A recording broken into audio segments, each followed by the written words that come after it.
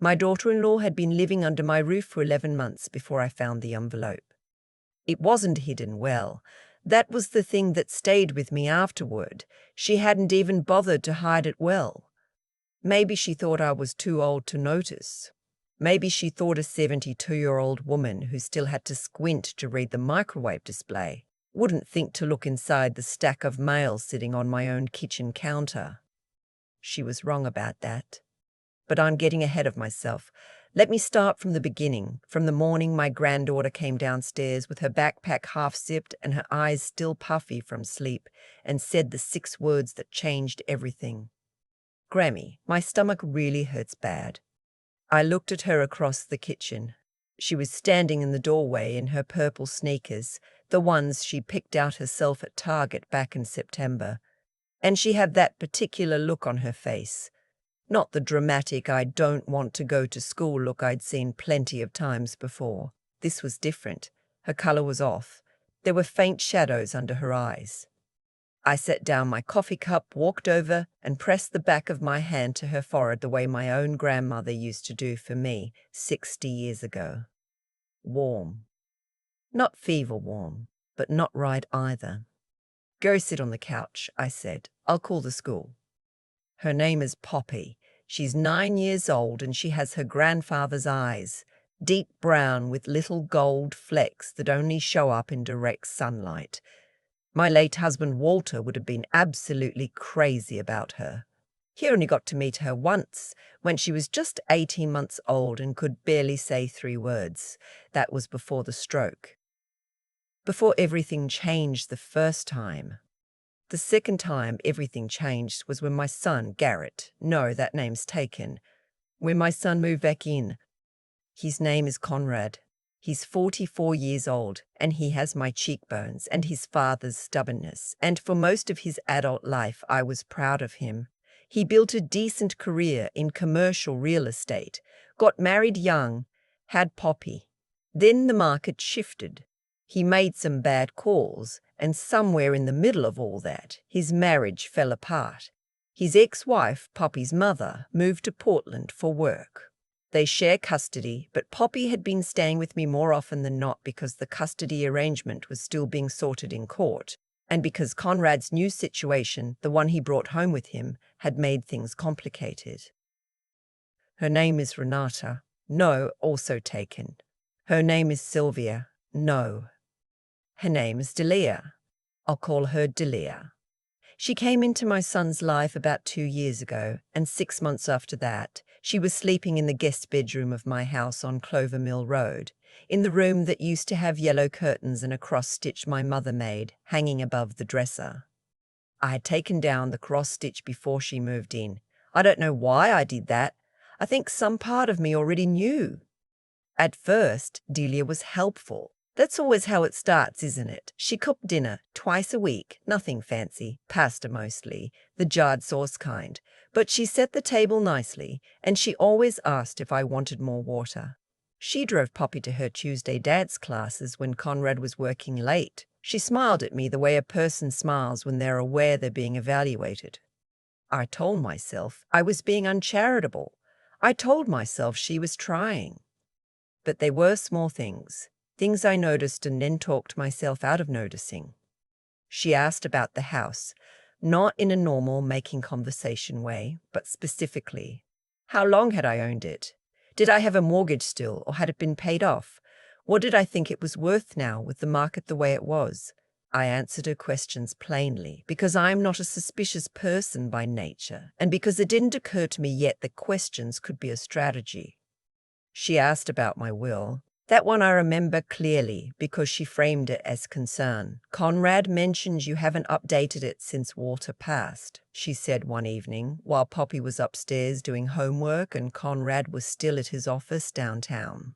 "I just think it's so important for people your age to have everything in order, for peace of mind."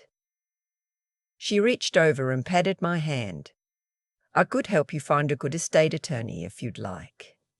I said I had an attorney. I said thank you. I changed the subject.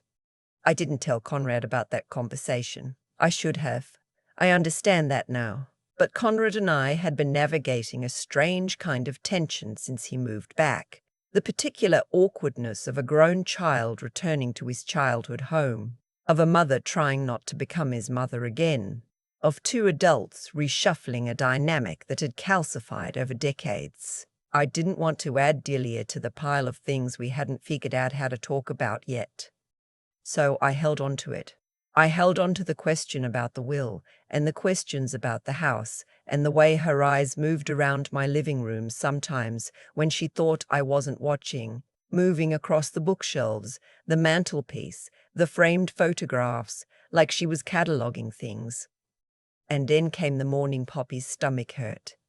I called the school, made Poppy some dry toast and weak tea, and settled her on the couch in the living room with a blanket and the remote control.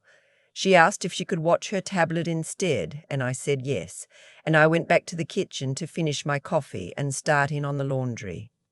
Conrad had left early. He had a showing across town at 8. Delia was still upstairs. I could hear her moving around up there, the particular rhythm of her footsteps, the sound of the shower running and then stopping. Poppy's room, for the sake of clarity, is just off the living room.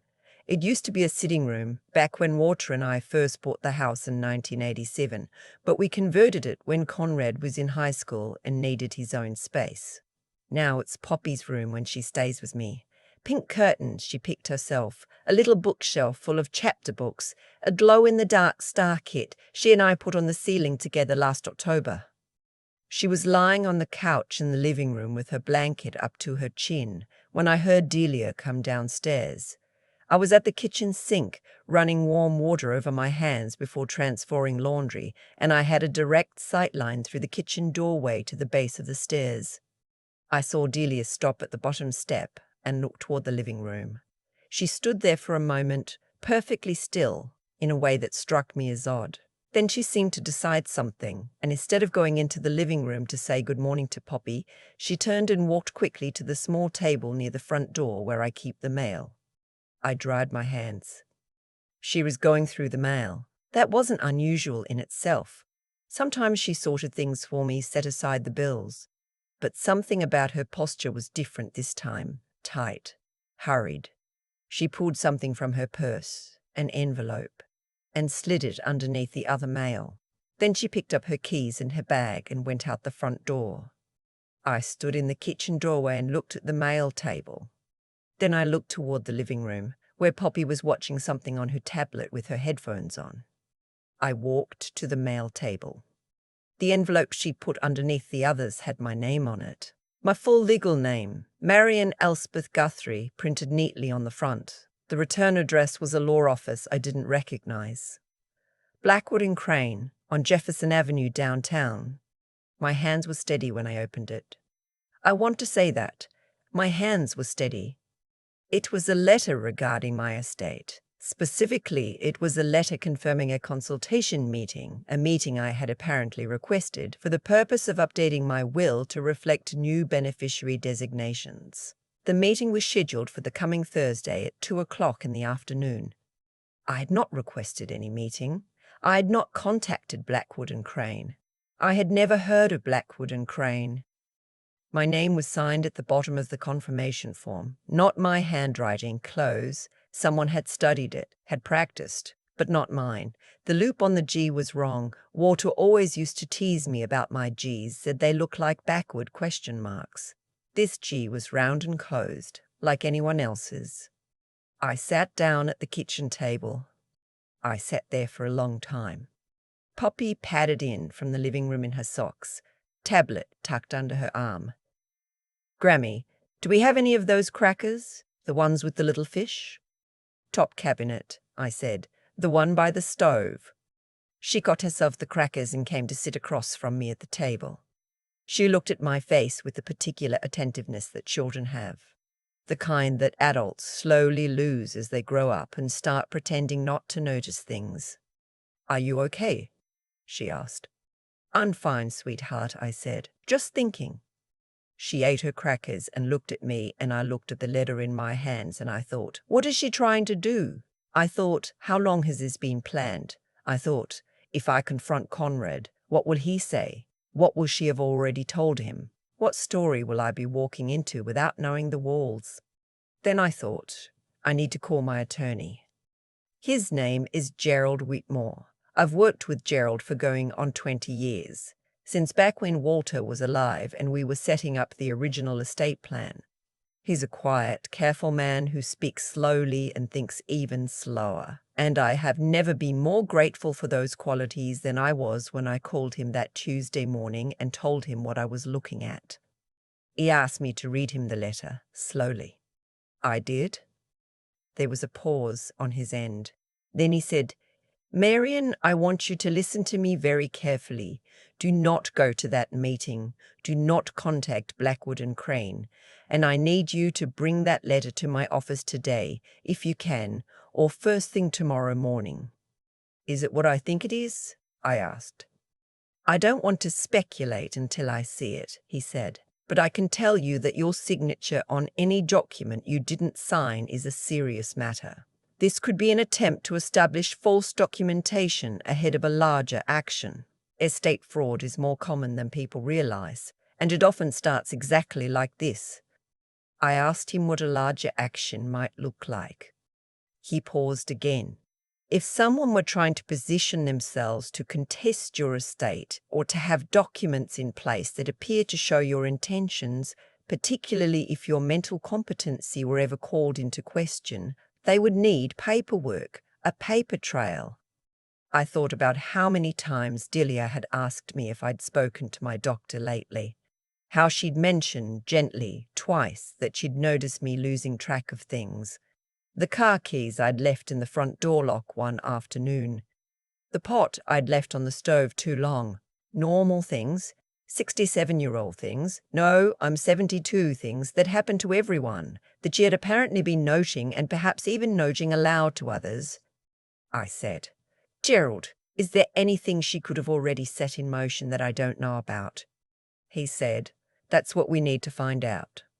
I took the letter to his office that afternoon, while Poppy napped on the couch. I told Poppy I was running a quick errand and would be back before she woke up, and I was.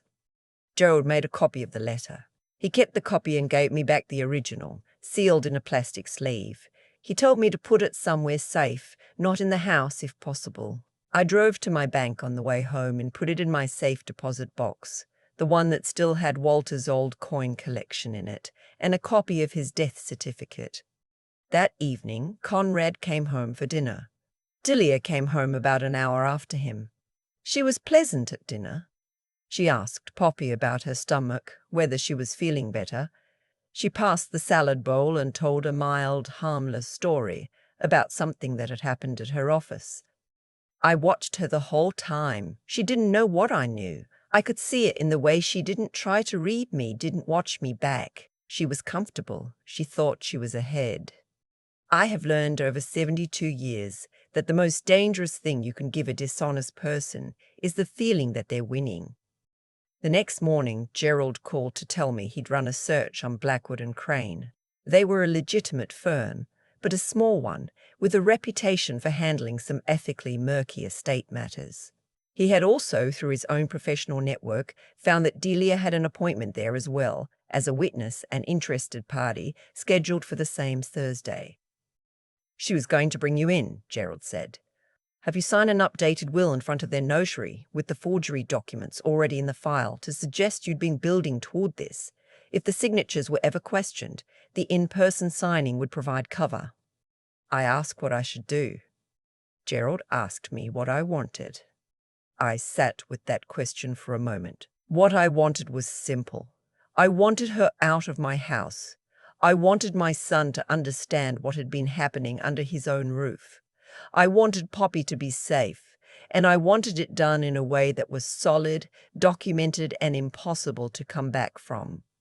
I told Gerald all of that. He said, "Then here is what we're going to do."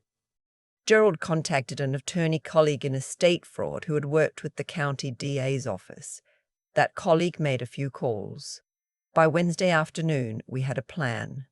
On Thursday morning, I drove Poppy to school myself. She was feeling better. Her colour was back. She chatted about a project she was doing on monarch butterflies the whole drive. I kissed her forehead at the drop-off and watched her run toward the building, her backpack bouncing.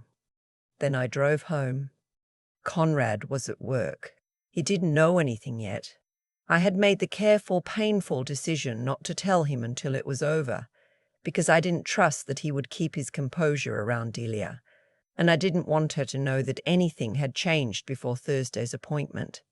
Gerald had arranged for a document examiner to provide a formal statement about the forged signature. He had also arranged for a detective from the county's financial crimes unit to be present at the Blackwood and Crane offices that afternoon. Not in a dramatic door-busting way, but quietly, professionally, with documentation. Delia left the house at 1:30 to run some errands. She didn't mention the law office. She kissed Conrad on the cheek. He'd come home for lunch that day, which I hadn't expected, and she told me she'd probably be back around 4. I said, "Okay, drive safe." I watched her car back out of the driveway. Then I called Gerald and told him she was on her way. At 2047 that afternoon, my phone rang. It was Gerald. He spoke for about 4 minutes. I stood in the kitchen looking out the window at the backyard, at the old oak tree Walter planted when Conrad was born, and I listened. The appointment had proceeded as they'd anticipated. Delia had arrived, met with the attorney at Blackwood and Crane, and produced what she claimed were preliminary documents establishing my intent to update my estate plan. The financial crimes detective and Gerald's colleague had been there. The forged confirmation letter, along with other documents Delia had produced, including a forged letter of intent with my name on it, was now in the hands of investigators. Delia had been detained for questioning. I sat down at the kitchen table for the second time that week. My coffee had gone cold. The afternoon light was coming through the window at that particular autumn angle that always made me think of late October, of Walter raking leaves, of Conrad as a small boy jumping into the piles. I allowed myself exactly 5 minutes to sit there. Then I got up and called Conrad. That conversation was the hardest one I've had in a long time, harder than I'd expected, even though I'd been preparing for it for 2 days. He was quiet for most of it. I heard him breathing. When I got to the part about the forged signature, he made a sound I haven't heard from him since he was maybe 15 years old. A kind of compressed, gutted exhale, like something physical hitting him. "Mom," he said, and then nothing else for a moment. "I know," I said. "How long?" "I don't know how long. We're going to find out." He came home within the hour. He sat at my kitchen table, and I made him coffee, and we talked for a long time, in the way we hadn't talked in years, the way I'd been wanting to talk to him since before Delia, since before the job troubles, since before everything had gotten so layered and complicated between us. He asked me why I hadn't told him sooner. I told him the truth, because I needed it to be real before I said it out loud, and because I was afraid of what would happen if you didn't believe me. He reached across the table and took my hand. He held it the way he used to when he was small and we were crossing a parking lot. "I would have believed you," he said. I squeezed his hand. "You believe me now. That's what matters." Delia did not come back to my house that evening. She was formally charged several weeks later with fraud, forgery, and attempted estate manipulation. Charges that, Gerald explained to me carefully, carried serious weight under state law, particularly because the documentation she'd fabricated was sophisticated and clearly premeditated. I changed the locks on the house the day after. I had the locks changed on all 3 exterior doors, the garage door code reset, and a new deadbolt put on the back gate. The locksmith was a young man with red hair who told me cheerfully that he did a lot of these jobs, that I wasn't the first. "You'd be surprised," he said. "Lots of people don't think about it until something happens." "I know," I said. "I'm thinking about it now." Conrad stayed. That part I want to be clear about. He stayed, and he and I did the long, uncomfortable work of talking honestly about the previous year. About things he'd noticed and dismissed, about the way she'd sometimes asked him about my finances in ways he'd told himself would just concern, about all the small moments of almost knowing that neither of us had let ourselves follow all the way through. Poppy never found out the full story. She knows that Delia isn't here anymore, and that things are different now, and that her dad is living with me again for a while, just the three of us. She accepted that with the matter-of-fact grace of a 9-year-old who has already navigated more upheaval than she should have had to. One evening in November, about a month after everything, she and I were sitting on the back porch after dinner. The air was that particular cold that smells like leaves and wood smoke, and she had her hot chocolate and I had my tea, and the backyard was almost dark. She leaned her head against my arm. "Grammy? I'm glad I stayed home that day." I looked down at her. She was watching the oak tree in the yard, its branches going bare. "Me too, sweetheart," I said. "Me too. I have lived in this house for 37 years. I have raised a son in it, said goodbye to my husband in it, rocked a granddaughter to sleep in the back bedroom on nights when the world felt too big for either of us. I am not naive about what people are capable of. I watched my own mother navigate a family dispute over my grandmother's estate that left 3 siblings not speaking for years. I know how money changes things. I know what it brings out in people. What I didn't know, what I had to learn at 72 the hard way, is that the same vigilance I'd always applied to strangers, I needed to apply closer to home.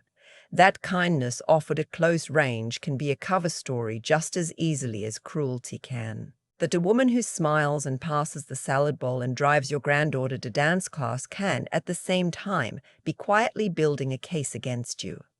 I think about the letter in my safe deposit box sometimes. I think about how it sat under the rest of the mail on that table. How close I came to not noticing. How differently that Tuesday could have gone if Poppy hadn't been home, if I hadn't been standing in exactly the right spot at the right moment.